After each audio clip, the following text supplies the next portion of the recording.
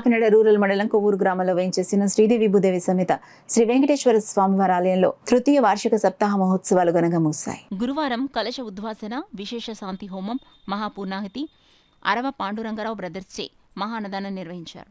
ఆలయ ప్రాంగణంలో 3వ వార్షిక సప్తాహ మహోత్సవాలు విజయవంతంగా నిర్వహించడానికి సహకరించిన వారందరికీ శ్రీ దుర్గా వెంకటేశ్వర భజన సమాజం సప్తాహ కమిటీ కొవ్వూరు గ్రామ ప్రజల తరపున పెద్దిరెడ్డి గోవిందు తమ కృతజ్ఞతలు తెలియజేశారు.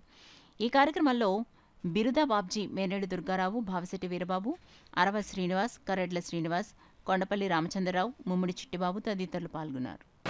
మూడవ సప్తాహం ఈ రోజుతో 7 రోజులు పూర్తి చేసుకున్నాం. చాలా దిగ్విజయంగా మన గ్రామస్తుల యొక్క ఇతర గ్రామాల యొక్క భక్తులు కూడా ఎంతోమంది సహాయ సహకారాలతో చాలా దిగ్విజయంగా జరిగింది.